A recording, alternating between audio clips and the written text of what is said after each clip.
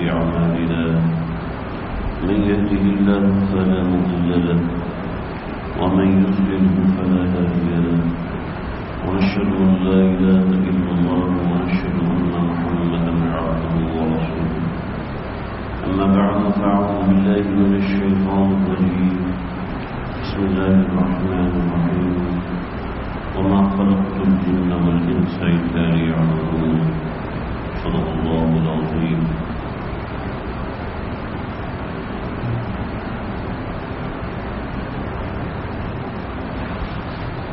ہم لوگ پیدا ہونے سے پہلے کہاں تھے؟ میں اور آپ جب دنیا میں پیدا ہوئے ہیں تو اس سے پہلے ہم کہاں تھے؟ اور میں اور آپ جب اس دنیا سے چلے جائیں گے تو اس وقت ہم کہاں ہوں گے؟ یہ دو ایسے سوال ہیں کہ جن کا جواب صرف اور صرف اللہ نے دیا ہے. اس کے علاوہ دنیا کی کوئی لاجک نہیں بتا سکتی، دنیا کا کوئی علم نہیں بتا سکتا کہ انسان پیدا ہونے سے پہلے کہاں تھا اور مرنے کے بعد کہاں جائے گا. اس کے ساتھ ایک تیسرا سوال ہے جس کی جواب وہ آیتیں جو میں نے آپ کے سامنے پڑھی ہے. سوال یہ ہے کہ ہم دنیا میں کیوں آئے؟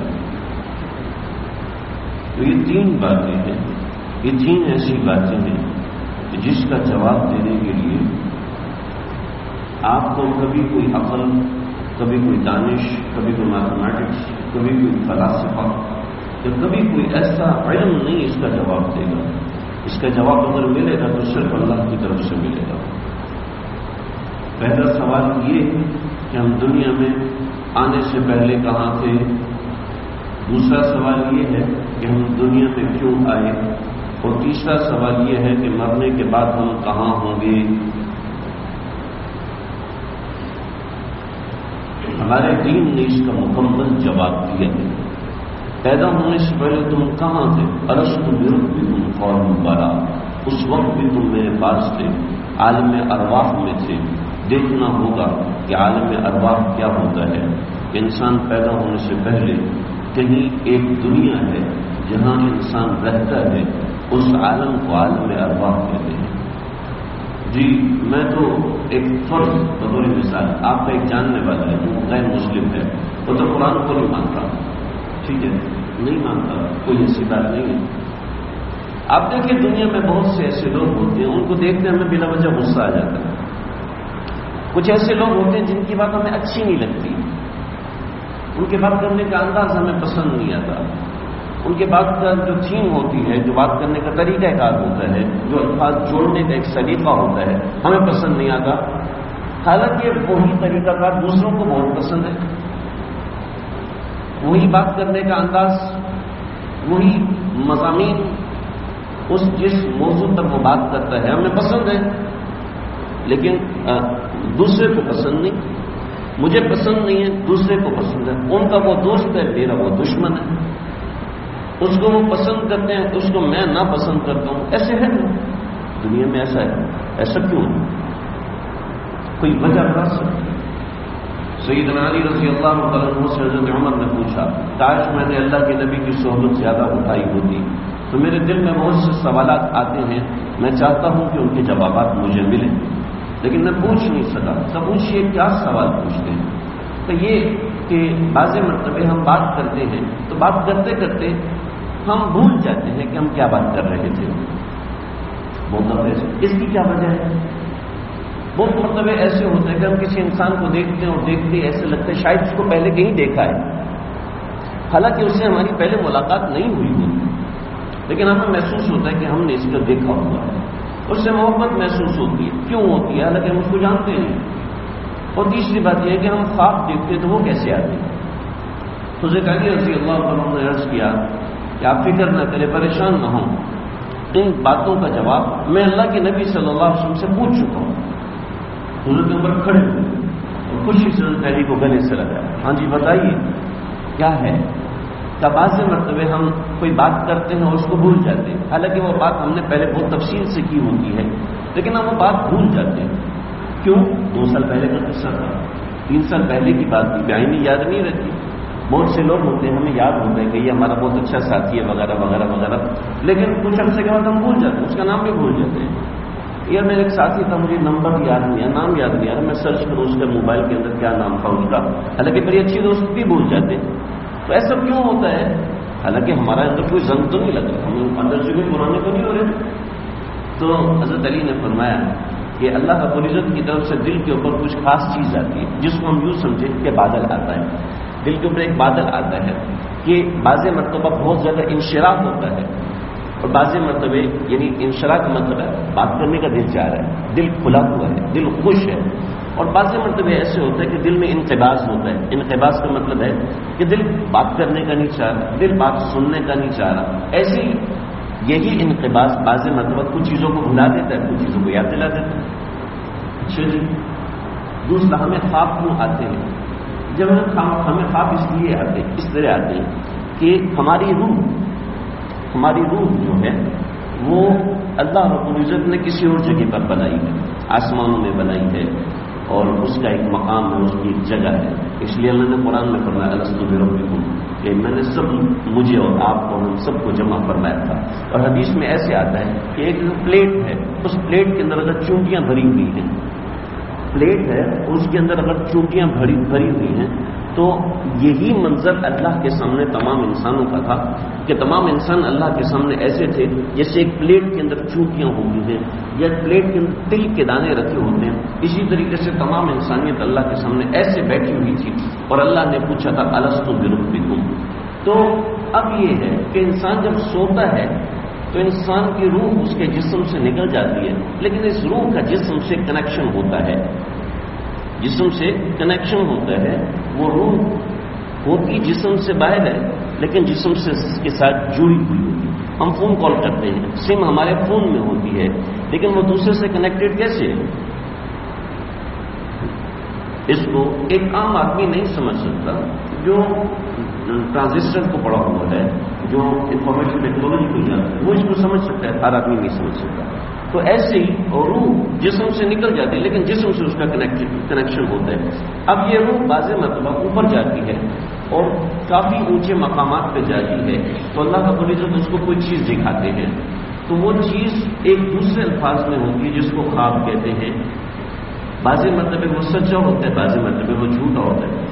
بعض مرتبہ روح ایسی کرتی ہے کہ وہ ایسی جگہوں پہ چلی جاتی ہے کہ اس کو شیطان اغوا کر لیتا ہے، چنانچہ اس کو ڈراؤنا خواب آتا ہے۔ تو حدیث میں آتا ہے الرؤیا الصالحہ من اللہ والحلم من الشیطان، کہ اچھے خواب تو اللہ کی طرف سے ہوتے ہیں، لیکن حلم یعنی برے خواب یہ شیطان کی طرف سے ہوتے ہیں۔ کہ بعض مرتبہ روح میں ایسا کنیکشن ہے کہ شیطان اس کو اغوا کر لیتا ہے، بعض مرتبہ ایسے دکھاتا ہے۔ بہت سے لوگ اس طریقے کے معاملات ہوتے ہیں۔ تو خواب کی جو کوڈنگ ہوتی ہے ہر بندہ اس کو ڈیکوڈ نہیں کر سکتا، اس کے لیے باقاعدہ علم ہوتا ہے، اس کے لیے سیکھا جاتا ہے، سیکھنا پڑتا ہے۔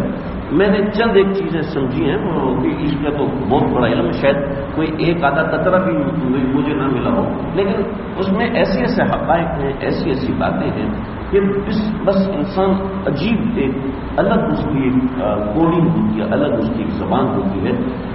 تو میں اگر اس کو سناؤں گا تو میں بہت دور نکل جاؤں گا، لیکن اس کی ایک اپنی زبان ایک چیز۔ ہمارے بزرگ عالم ہیں، ان کے پاس عام طور پہ خواب کی تعبیر کا وقت ہوتا ہے فجر سے لے کے ظہر تک۔ اس دوران اگر خواب کی تعبیر نکال لی جائے تو اچھا ہے، اگر اس کے علاوہ تعبیر نکالی جائے تو وہ تعبیر عام طور پہ معتبر نہیں ہوتی اور رات ہوتے ہیں۔ ایسے کس دن کا خواب معتبر ہے، کس دن ایسا ہوتا ہے کہ روح کی ایکسیسیبلٹی صحیح مقام تک ہوتی ہے، اور کچھ خاص ایام ہوتے ہیں جس میں روح کی اپروچ صحیح جگہ تک نہیں پہنچ پاتی، تو ان دنوں کے خواب جو ہے وہ معتبر نہیں ہوتے۔ جیسے شب جمعہ کا خواب ہے، عام طور پہ یہ خواب بہت زیادہ معتبر ہوتا ہے۔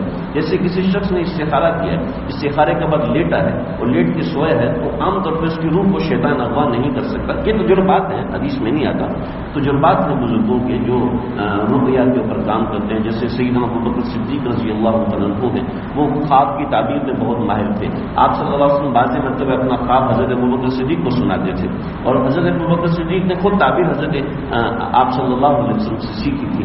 ایسی سیدنا عائشہ صدیق کا خواب کی تعبیر میں بہت ماہر تھی۔ اسی طریقے سے ان کے شاگردوں میں علامہ ابن سیری رحمۃ اللہ علیہ خواب کی تعبیر میں بہت ماہر تھے، اور پھر اس کے بعد لائن لگی۔ تو بات یہ ہے کہ انہوں نے بتایا کہ فجر کے بعد ایک صاحب آتے اور مسجد کے پلر کے ساتھ بیٹھے ہوئے، اور میں نے دیکھا، ایک دن دیکھا، دوسرے دن دیکھا، تیسرے دن دیکھا، کافی دن دیکھا، کبھی یہ آدمی یہاں کا ہے نہیں، ہمارے علاقے کا نہیں ہے، پھر بھی اس مسجد میں فجر میں آتا ہے، لگتا ہے کہیں دور سے آتا ہے، تو ذرا اس کو بلاؤ۔ ان کو بلایا، جی خیریت سے کہاں سے؟ جی میں دور سے۔ او اچھا، ناشتہ منگوایا، ناشتہ کروایا، خیریت سے آنا ہوا کہ جی مجھے فلاں فلاں صاحب نے بھیجا آپ کو بس خواب کی تعبیر کے لیے، اور میں نے خواب دیکھا۔ انہوں نے اپنا خواب سنایا، اور خواب سننے کے بعد حضرت فرماتے ہیں کہ میں نے ایک تقریر کی کہ دیکھو خواب کی تعبیر یہ ظنی ہے، یقینی نہیں ہوتی۔ ظنی کا مطلب ہے احتمال ہے، ہو سکتا ہے صحیح، ہو سکتا ہے غلط، کیونکہ شریعت کا مسئلہ تو نہیں ہے نا، تو ہو سکتا ہے صحیح، ہو سکتا ہے غلط، لہذا آپ تعبیر بھی نہ کرو۔ حضرت میں 1 مہینہ ہو گیا ہے آپ کی مسجد میں آ رہا ہوں، میں نے تعبیر جانی ہے، اس خواب نے مجھے پریشان کیا ہے۔ تو کافی تغور کے بعد حضرت تعبیر نہیں دینا چاہ رہے تھے، پھر اس نے کہا جی آپ مجھے تعبیر دیں۔ تو کہنے لگے کہ بیٹا پہلی بات یہ ہے کہ خواب تمہارا نہیں ہے، خواب کسی اور کا ہے۔ تو حیران، اس کے چہرے پہ ایک رنگ آیا اور دوسرا گیا۔ حضرت خواب میرا نہیں ہے، خواب میری اہلیہ کا ہے۔ تو کہنے لگے اچھا پھر سمجھو، بات یہ ہے کہ تمہاری اہلیہ پہلے مسلمان نہیں تھی کہ تمہارے نکاح سے پہلے مسلمان ہوئی تھی؟ ایسے کیسے ہو؟ جی ایسے ہی، جب وہ مسلمان نہیں تھی اس وقت اس نے غلط کاری کی تھی، اور اس سے اس کے 2 بیٹے ہوئے تھے، ان میں سے اس کے ایک بیٹے کا انتقال ہو گیا ہے۔ حضرت آپ یہ کیسے بات کر رہے ہیں؟ یہ تو سمجھ میں نہیں آتا۔ فرمایا کہ میں آپ کی تعبیر کی تہ میں اتر کے بتا رہا ہوں، اب فون کرو اور میری زبان میں بات نہیں کرنا، اردو زبان میں بات کرنا۔ اسپیکر کھولا، اپنی اہلیت سے بات کیا، کہنے لگے جو مفتی صاحب فرما رہے ہیں وہ صحیح فرما رہے ہیں، اور مجھے خواب کے ذریعے سے اطلاع کی تو پھر وہاں پر پہنچے۔ تو ایک الگ دنیا ہے۔ تو حضرت علی رضی اللہ عنہ کہنے لگے کہ روح کی رسائی بعض مرتبہ صحیح مقامات تک ہو جاتی ہے تو وہ سچا خواب ہوتا ہے، اور روح کی رسائی کبھی غلط مقام تک ہوتی ہے تو وہ شیطان کی طرف سے ڈراؤنا خواب ہوتا ہے۔ تو اس طریقے سے بات ایک صاحب آئے، کہنے لگے جی میں ایک جگہ زمین خرید رہا ہوں، اب خواب دیکھا کہ کوئی بندہ ہے میری کنپٹی پہ پستول رکھی اور مجھے مار دی، اس کی کیا تعبیر ہے؟ کہنے لگے کہ بیوی کے لیے خبردار یہاں زمین نہیں خریدنا، میں نے استخارہ کیا تھا اور یہ خواب آیا مجھے۔ یاد رکھیں استخارے میں خواب آنا ضروری نہیں ہے، یہ تو ضمن میں بات آ گئی تمہیں بتاؤ۔ فرمانے لگے کہ بھائی ایسا کرو کہ وہاں زمین خریدو اور بھی خریدو۔ یہ کیسے؟ وہاں مجھے خواب نظر آ رہا ہے کہ مجھے قتل کیا۔ اب قرآن میں ہے من قتل مظلوما فقد اوتی خیرا کثیرا، جس کو مظلوماً قتل کیا گیا تو اس کا مطلب ہے اس کو بہت بڑی چیز دی گئی، تو اس کا مطلب ہے تمہاری زمین میں تمہیں بہت بڑا منافع ملنے والا ہے۔ تو خواب بتا رہے کہ اس کو اس زمین پر قتل کر دیا جائے گا، اور تعبیر بتا رہی ہے کہ یہ یہاں پر بہت بڑا منافع کمائے گا اور بہت بڑی خیر اس میں حاصل ہوگی۔ تو اصل یہ زبان اور ہوتی ہے، نظر اور آتا ہے۔ تیسرا سوال یہ کہ ہمیں کچھ لوگ اچھے لگتے ہیں، کچھ لوگ اچھے نہیں لگتے، تو اس کی کیا وجہ ہے؟ فرمایا کہ اسی عالم ارواح میں ہماری کسی کے ساتھ دوستی ہوتی ہے اور کسی کے ساتھ وہیں پر دشمنی ہوتی ہے، تو اس دوستی کا اثر دنیا میں ظاہر ہوتا ہے کہ بعض لوگ دیکھتے ہی اچھے لگنے لگتے ہیں، ان سے بات کرنے کا جی چاہتا ہے، ان کی بات سننے کا جی چاہتا ہے، اور بعض لوگ ایسے ہوتے ہیں جو اس کے بعد خلاف ہوتے ہیں۔ تو اس عالم ارواح کا اثر ہے۔ میں بات بتا رہا تھا، بات کرتے کرتے حضرت عمر کے قول میں آ گئی۔ حضرت عمر نے یہ فرمایا کہ میں ان 3 سوالوں کا جواب جاننا چاہتا ہوں، اور حضرت علی نے یہ 3 جواب دیے۔ ایسے بہت سے مقامات، ایسی بہت سی چیزیں ہیں جو صحابہ کرام نے کھولی ہیں۔ میں جو بات ذکر کر رہا تھا کہ ہم جو دنیا میں آئے ہیں، دنیا میں آنے سے پہلے ہم کہاں تھے، اس کا بھی شریعت نے ہمیں بتایا۔ دنیا سے جانے کے بعد ہم کہاں ہوں گے، اس کا بھی شریعت نے ہمیں بتایا۔ دنیا میں آنے کا مقصد کیا ہے، ان دو باتوں کا میری آج کے بات سے کوئی اتنا خاص تعلق نہیں ہے جو میں بات آج کرنا چاہ رہا ہوں، میرے پاس چند منٹ ہیں۔ ہم جو دنیا میں آئے ہیں، ہم یہ کیوں آئے ہیں؟ دیکھو جی، میں نے اور آپ نے دنیا میں رہنے کا کیا مقصد بنایا ہوا ہے؟ اب یقین کیجئے زندگی کے شروع کے 25-30 سال تک تو سمجھ ہی نہیں آتا کہ ہم دنیا میں کیوں آئے ہیں۔ کوئی کہتے جی ڈاکٹر بننا ہے، کوئی کہتے جی انجینئر بننا ہے، کوئی کہتے جی سائنسدان بننا ہے، کوئی کہتے جی مجھے ٹھیکیدار بننا ہے، کوئی کہتا ہے مجھے سیاستدان بننا ہے۔ ہم اسی جھگڑے کے اندر اپنی زندگی کے 20-22 برس گزار دیتے ہیں، اور یہی جھگڑا اپنے بچوں کے ساتھ کرتے کرتے اگلے 20-22 برس گزار دیتے ہیں۔ بیٹا تو نے یہ کرنا ہے، بیٹا تو نے یہ کرنا ہے، بیٹا تو نے یہ کرنا ہے۔ لیکن جو مقصد ہمارے دین نے ہمیں بتایا ہے کہ ہماری دنیا میں آنے کا مقصد کیا ہے، وہ مقصد ہمیں سمجھ ہی نہیں آ رہا ہوگا۔ دوستو، ہمارا دین ہمیں پڑھائی کرنے کو بالکل منع نہیں کرتا، دنیا کمانے کو بالکل منع نہیں کرتا، عہدہ حاصل کرنے کو بالکل منع نہیں کرتا۔ دین کہتا ہے بڑے سے بڑا عہدہ حاصل کرو۔ حضرت یوسف علیہ السلام سے پوچھا تھا آپ کو کیا بنائے گا؟ اجعلنی علی خزائن الارض، مجھے وزیر خزانہ بناؤ۔ حضرت یوسف علیہ السلام نے یہ نہیں کہا مجھے اپنی مسجد کا امام بناؤ، یہ نہیں کہا کہ مجھے آپ ایک مجمع جمع کرو، میں نے وہاں پر تقریر کرنی ہے، لوگوں کو دین کی دعوت دے دی۔ دنیاوی عہدے حاصل کرنے کو شریعت نے بالکل منع نہیں کیا ہے۔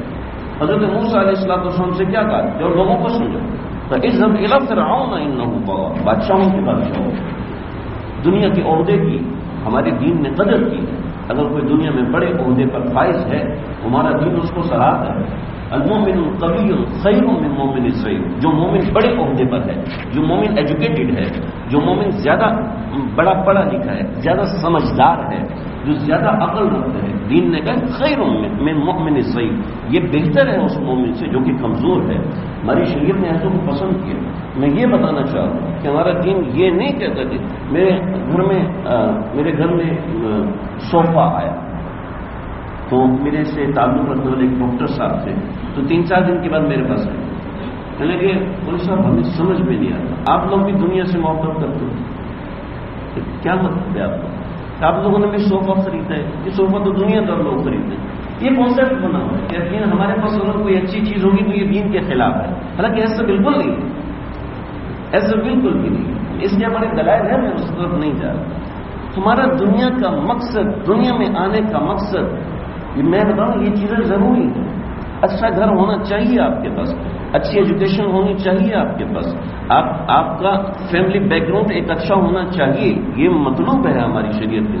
شریعت میں یہ نہیں کہ جس کو پسند کیا اس سے شادی کرو۔ شریعت کہتی کفو دیکھو، دیکھو آپ کی ایکویلٹی ہے کہ نہیں ہے، لڑکی لڑکے کے ایکول میں ہے یا ایسا نہیں کہ لڑکا بہت امیر لڑکی بالکل پسماندہ، لڑکی بہت امیر اور لڑکا بالکل پسماندہ۔ شریعت نہیں کہتی نہیں یہ نہیں، بلکہ دیکھو کہ لڑکی کس مزاج کی ہے، لڑکا کس مزاج کی ہے، پھر دونوں کا نکاح ہونا چاہیے۔ جوڑ بھی ایسے ہی بنتا ہے، جوڑ بھی دنیا میں ایکویلٹی کے اوپر بنتا ہے، ایسے نہیں بنتا۔ ایجوکیشن دونوں کی برابر ہے، عمر کا لحاظ رکھنا ضروری ہے، چہرہ اور قد و خال کا لحاظ رکھنا ضروری ہے۔ ایک لڑکا اور لڑکی نے شادی کر لی اور لڑکی جو ہے وہ بہت امیر ہے اور لڑکا جو ہے وہ بہت غریب ہے، اب کیا مسئلہ ہے؟ اب حاکم کے پاس ہے، باپ کہتے ہیں میں نکاح کی اجازت نہیں دیتا، حاکم کہے گا نکاح منعقد نہیں ہوا، بات ختم۔ حالانکہ دونوں نے شادی کر لی، دونوں چلے گئے قاضی کے پاس، عدالت میں چلے گئے جی ہم نے کورٹ میرج کر لی، عدالت نے اسٹیمپ لگا دی۔ شریعت کہتی ہے اگر باپ نے اجازت نہیں دی نکاح نہیں ہوگا۔ جی ہاں، آپ کتابوں میں دیکھ لیں مسئلہ یہی ہے کہ اگر دونوں کفو نہیں ہیں، اگر دونوں برابر ہیں، ہاں پھر نکاح ہوگا۔ لیکن ایک ہے بہت امیر، ایک ہے بدو فقیر، ایک ہے ایجوکیٹڈ اور ایک ہے بالکل ان پڑھ، نہیں، ایک ہے بہت خوبصورت اور دوسرا ہے کالا کلوٹا، خوبصورت ہی نہیں ہے، بد شکل ہے، ایک ہے خوشبودار ایک ہے بدبودار، اکول نہیں۔ شریعت کہتی ہے اگر باپ کہتے ہیں نہ میں اجازت نہیں دیتا، نکاح ختم، طلاق کی کوئی ضرورت نہیں، نکاح ختم۔ تو شریعت میں بتانا چاہتا ہوں کہ شریعت برابری کو پسند کرتی ہے، شریعت اونچے درجے کو پسند کرتی ہے۔ باقاعدہ اللہ رب العزت نے ایسے پیغمبر بھیجے جو زندگی بھر بادشاہ رہے ہیں۔ تو دین ہمیں اونچے مرتبے اونچی پڑھائی کو منع نہیں کرتا، دین ہمیں مقصد بتاتا ہے۔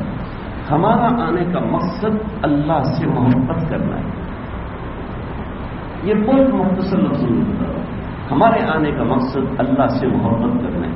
دوستو، میں آپ کو صرف اتنا کہتا ہوں اپنے آپ سے بھی کہتا ہوں کہ ہم اللہ سے کبھی محبت کے ساتھ نماز، ماشاءاللہ ہمارا ایک بڑا طبقہ نماز پڑھتا ہے، لیکن محبت کے ساتھ کتنے لوگ نماز پڑھتے ہیں؟ سنا کہ اللہ کو میں ایک مثال دے کر وقت میرا مکمل ہو گیا، 1-2 منٹ میں ختم کر دوں. ہمارے ایک بزرگ تھے حضرت میر صاحب رحمۃ اللہ علیہ، انتقال فرما گئے.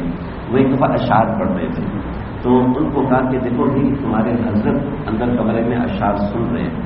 حضرت نے اپنے آپ کو تیار کیا، اچھا حضرت سن، کھڑے ہوئے اور کھڑے ہو کے دوبارہ آواز کو خوبصورت بنا کے بتکلف بنا کے اشعار پڑھے، اور پڑھانے کے بعد میں دیکھو اس طریقے سے محبت جتلائی جاتی ہے. میرے دل میں اللہ کی محبت ہے، اور آپ یقین کیجیے آپ کے دل میں اللہ کی محبت ہو سکتا ہے میرے سے کئی گنا زیادہ ہو. کوئی کسی کی محبت کا مقابلہ نہیں کر سکتا. ہو سکتا ہے کہ آپ نے ایک بچہ اللہ سے ایسی محبت، رسول اللہ سے ایسی محبت کرتا ہو جتنا پورا بھی نہ کر سکتا ہو، لیکن اللہ چاہتے ہیں اس محبت کا اظہار کرے میرا بندہ، نماز کے اندر اظہار کرے، ذکر اذکار میں اظہار کرے، اپنے روزے میں اظہار، تلاوت میں اظہار کرے. بس ایک واقعہ سنا کے ختم کر دوں. ایک بزرگ تھے، وہ ایک محلے میں گئے، وہاں ایک کا انتقال ہو گیا تھا. تو انتقال کے بعد اس نوجوان کی قبر کھدوائی، جنازہ پڑھوایا. کہا ہمارے علاقے میں عالم نہیں ہے، آپ ان کی قبر کھدوا دیں، جنازہ پڑھوا دیں. تو قبر کھودی تو قبر سے خوشبو کے حلے اٹھ رہے ہیں. حیران ہوئے کہ یہ وہ علاقہ ہے کہ جس کے اندر کوئی علم دین، کوئی ایسی چیز کچھ بھی نہیں ہے، اور قبر سے خوشبوئیں اٹھ رہی ہیں، یہ کیسے؟ تو کیا اہلیہ کے پاس گئے، کہنے لگے کہ بیٹا بتاؤ کیا مسئلہ ہے، کون سا عمل کرتا تھا کہ قبر کھودتے ہی خوشبوئیں اٹھنا شروع ہو گئی؟ کہنے لگے کہ بات یہ ہے کہ اللہ سے محبت کرتا تھا. اور محبت کیسے کرتا تھا کہ اس کو مسئلے نہیں آتے تھے، نماز نہیں آتی تھی، تلاوت نہیں آتی تھی. تو یہ کیا کرتا تھا، قرآن مجید کھولتا اور کھول کے رونا شروع ہو جاتا. اللہ جی مجھے پڑھنا نہیں آتا، لیکن مجھے پتہ ہے آپ نے یہ بھی سچ لکھا ہے، آپ نے یہ بھی سچ لکھا ہے، آپ نے یہ بھی سچ لکھا. اللہ کو محبت چاہیے، اللہ کو کوالٹی چاہیے، کوانٹٹی نہیں چاہیے. تو میں نے جناب 30 قرآن مجید مکمل کر 40 قرآن. اللہ کو کوالٹی، محبت سے پڑھنے والا، محبت کا اظہار کرنے والا. تو اللہ کے سامنے محبت کا اظہار کیجیے، اللہ کے سامنے اپنی محبت جتلائیے، نماز کے ذریعے سے، ذکر کے ذریعے سے، تلاوت کے ذریعے سے. یہ ہماری زندگی کا ایک بہت بڑا مقصد ہے. اللہ مجھے آپ کو سمجھنے کی توفیق عطا فرمائے.